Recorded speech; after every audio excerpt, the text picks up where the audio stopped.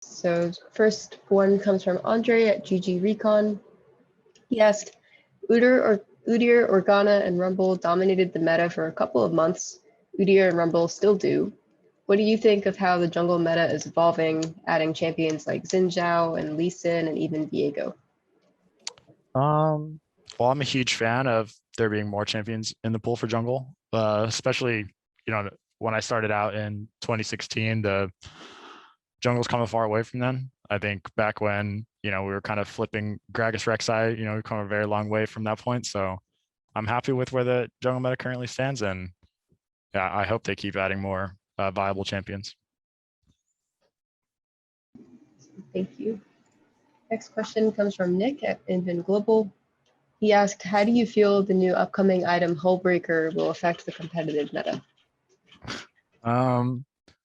Well, I think if the iteration that was posted all over social media is going to get to live and it's going to stay at those stat numbers, then I think it's going to be a pretty big impact on competitive play, at least.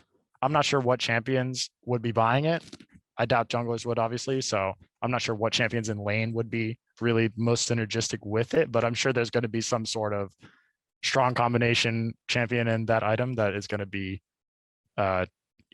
making the league at least adapt to it. Thank you. And next one is from Mustafa at esports.gg. Said, we saw you pull out 11 unique champions before, and a lot of people contributed Dignitas's wins based on your performance. Do you ever feel your performance is a make or break for the team on the day?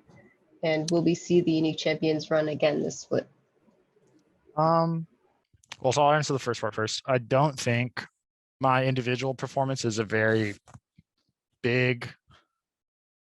I wouldn't say that it depends on me to have like a very outstanding performance. I'd say it's more like if I come in consistently at the level that I do in practice, then we're going to have similar results. So that's kind of the mentality I go about it. And as far as, sorry, what was the second part of the question again? Oh, no worries. And will we see the unique champions run again this split? Oh yeah. I mean, in my opinion, that's just part of playing the game at the highest level. I think you should have a multitude of strategies, both as an individual and as a team. And we are always working on our strategies as a team. But of course, I've had my individual stuff. I've had that prepared for long time ago. It's kind of the stuff I work in off season and in between splits. So if my teammates trust me and a scenario comes up for me to pull out something wacky or off meta, then I'm always ready. I'm always willing.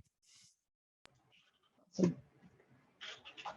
Next question is from Danny at Upcomer. He asked, who is the best jungler in the meta right now? That's champion or? Yeah, champion. I took it as champion, yeah. I'd say my vote is Udyr. He's probably the most well-rounded and consistent jungler in the meta right now that doesn't require any sort of leash or assistance from his teammates in order to reach that 315 full clear mark where he kills all the camps before the scuttle spawns. And I think a flash Udyr gank is, just one of the easiest and most simple setups in the whole game. And it's just something that high elo players will resonate with, especially laners. They really love playing with Udyr. So I think he's the champ that until they nerf him, he will kind of be uncontested in the role of maybe not the best jungler in the whole game, because I think Rumble is also very, very powerful, but he's definitely, in my opinion, the most consistent. Thoughtful answer. All right, one more pre-submitted question from Justin. He asked Justin Amin from Esports Network. Mm-hmm. He asked, what are your thoughts on Lee Sin in the meta right now? From what we've seen so far, is there a reason why Dignitas prefers to take in jungle instead of in lane, like other teams do? Well, I think the main reason that Dignitas prefers is we have a very good Lee Sin player in the jungle. Not to take any credit away from my teammates, I think Yasui and Fakeout are also very good on the Lee Sin, but for the most part, it's one of my best comfort champions, and it's something I've been playing forever. So if it's an option and we feel like it's better from a draft perspective to put a jungle, I don't think I'll ever say no to it. So that's probably one reason, is that I'm very willing to play Lee. So it's very easy in draft when I'm, in my coach's ear the whole time saying, yo, Lee jungle looks great here. But I love Lee Sin. I think he's a champion that is extremely fun to play. He's also extremely interactive. So playing versus him also, in my opinion, doesn't feel bad. And I'm always very ecstatic when Lee Sin's in the meta, both as a spectator and a player. For sure. All right. those are all the pre-submitted questions. We've got some time if there's any live questions from press for Dardoch. Got one from Andrew at Dexerto. Hi, Dardoch. Just talking about the game today, you found yourself caught out around objectives quite a lot across the game. Was there anything, I guess, in the team plan that I don't know, that you found yourself overextended a bit, or was it just like a few individual misplays? I say it's a mix of both. I think I'm definitely overstepping at times due to pressure, especially around the objectives. I think TL played pretty well today, and they got up to the soul condition pretty quickly and also had very good setup around Baron pretty consistently. So it's definitely a lot of pressure in the game. And then also, I think we're a bit jumbled as a team right now. We're still getting back into the mix of things, especially when it comes to macro and, decisive team calls. I think we are still kind of finding our groove, especially since adding Yasui to the mix. It is kind of made us, I guess, take a step back in terms of how cohesive and comfortable we are as a team as well. Thank you. Next question is from Declan at Upcomer. Yeah, I was just wondering how much practice you had with Yasui before your games today. Just 1 week, standard.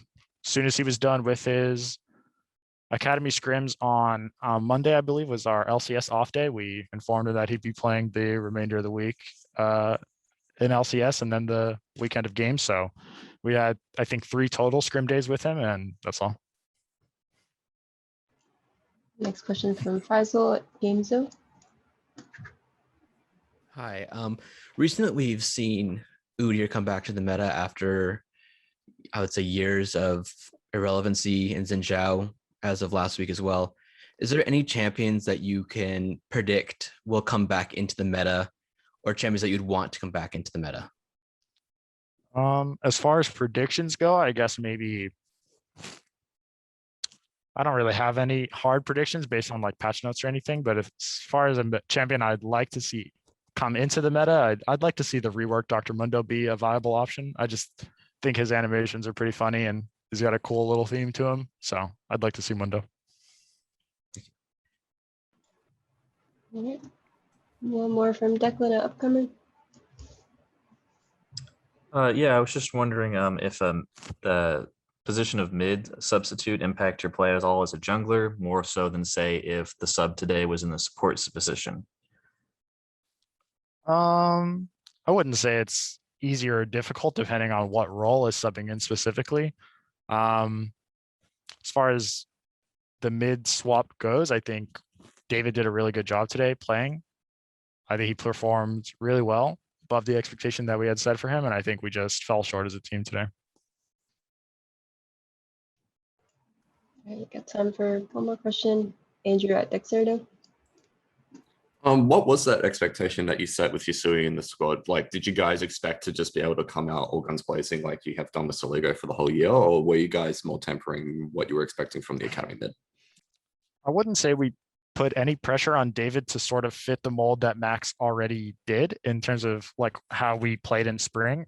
I think the only thing our coaching staff and especially myself told David coming in was just, just play naturally, because I think coming into the scrims, I think he was a bit nervous, and we did have pretty, mid to bad performance in scrim, I think, for the 3 days that we did play with him.